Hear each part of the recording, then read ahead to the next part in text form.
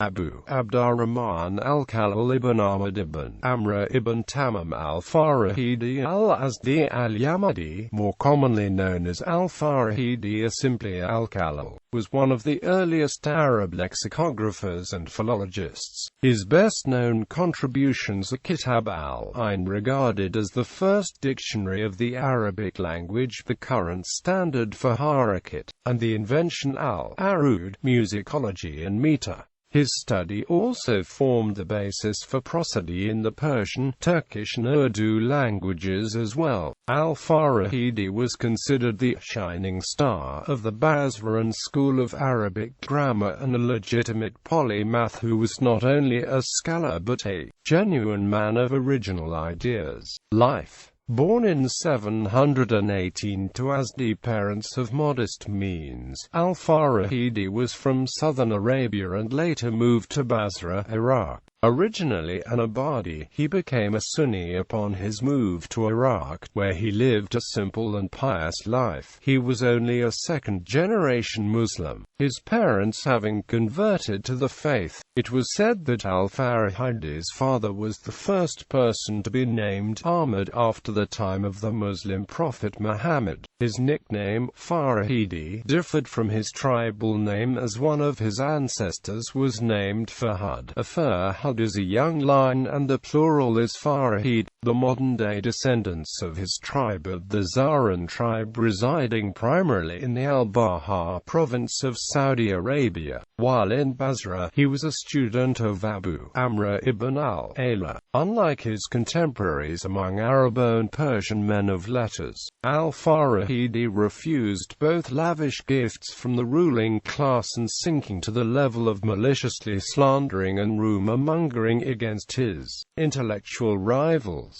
While in Basra, he made a living as a language teacher. He was said to have lived a pious and simple life, performing the pilgrimage to Mecca almost every year. Al-Farahidi lived in a small house made of reeds and once remarked that once he shut his door, his mind did not go beyond it. Although some of his students amassed wealth through their own teaching, most of Al-Farahidi's income was from falconry and a garden he inherited from his father. Al-Farahidi's date of death has been listed as both 786 and 791 CE.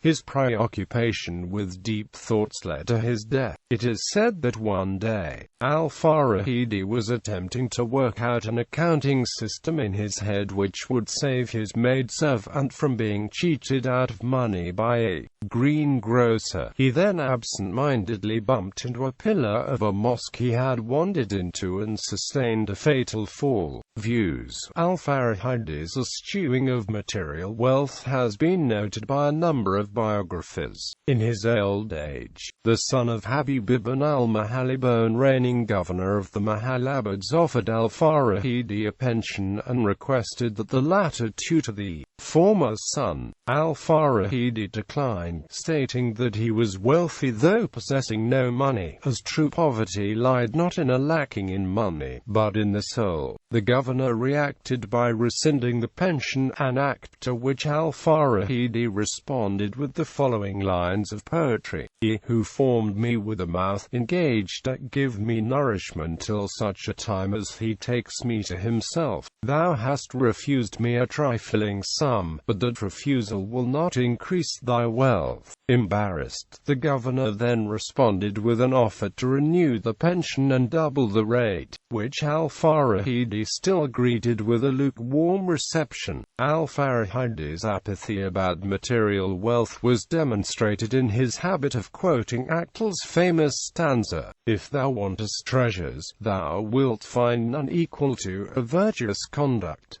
Al-Farahidi distinguished himself via his philosophical views as well. He reasoned that a man's intelligence peaked at the age of 40, the age when the Islamic prophet Muhammad began his call, and began to diminish after 60, the point at which Muhammad died.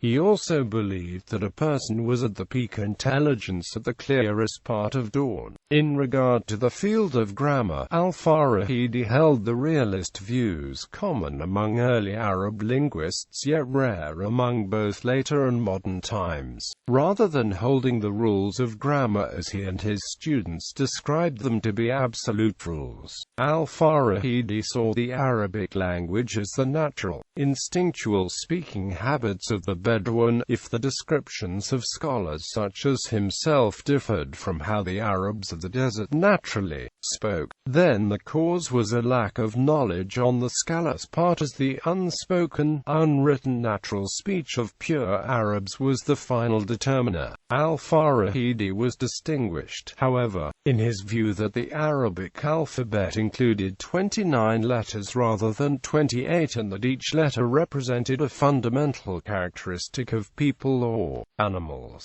His classification of 29 letters was due to his consideration of the combination of lamed and aleph as a separate third letter from the two individual parts. Legacy. Al-Farahidi was already a household name in the Arab world before his death. He was as respected as the possibly mythical figure Abu al-Aswad. Al-Duwali in Arabic philology was the first person to codify the complex meters of Arabic poetry, and has been referred to as the outstanding genius of the Muslim world. Sibawayh and al-Azma'i were among his students, with the former having been more indebted to al-Farahidi than to any of his other teachers. Sibawayh quotes al-Farahidi 608 times in his infamous Kitab, more than any other authority. At any point in the Kitab when Sibawayh says, "I asked him," or "he said," without mentioning a name, he is referring to al-Farahidi. Both the latter and the former are historically the earliest and most significant figures in respect to the formal recording of the Arabic language. In addition to the Arabic language, al-Farahidi was also well versed in astronomy, mathematics, Islamic law, music theory and Muslim prophetic tradition. His prowess in the Arabic language was said to be drawn, first and foremost, from his vast knowledge of Muslim prophetic tradition as well as exegesis of the Quran. The Al-Khalil ibn Ahmad al-Farahidi School of Basic Education in Rustak, Oman is named after him. Works.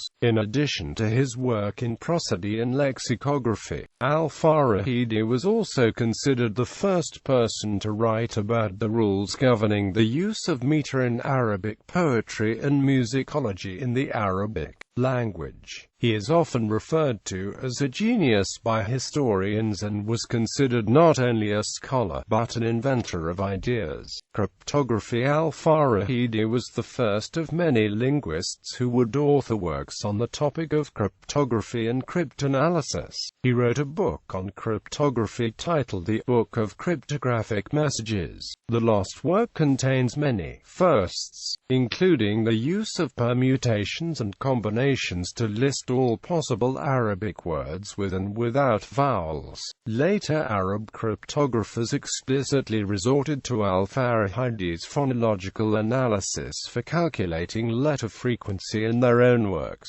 Diacritics System. Al-Farahidi is also credited with the current standard for Arabic diacritics, rather than a series of indistinguishable dots. It was al-Farahidi who introduced different shapes for the vowel diacritics in Arabic, which simplified the writing system so much that it hasn't been changed since. He also began using a small letter shin to signify the shadda emphatic mark. Al-Farahidi's style for writing the Arabic alphabet was much less ambiguous than the previous system where dots had to perform various functions, and while he only intended its use for poetry, it was eventually used for the Quran as well. Kitab al Ayn. Kitab al Ayn was the first dictionary ever written for the Arabic language. Ayn is the deepest letter in Arabic. Al-Ayn also means a water source in the desert. It was was titled The Source because the goal of its author was to clarify those words which were composed the original source Arabic vocabulary. Prosody. Al-Farahidi's first work was in the study of Arabic prosody, a field for which he is credited as the founder. Reportedly, he performed the Hajj pilgrimage to Mecca while a young man and prayed to God that he be inspired with knowledge no one else had. When he returned to Basra shortly thereafter, he overheard the rhythmic beating of a blacksmith on an anvil. He immediately wrote down 15 meters around the periphery of 5 circles, which were accepted as the basis of the field and still accepted as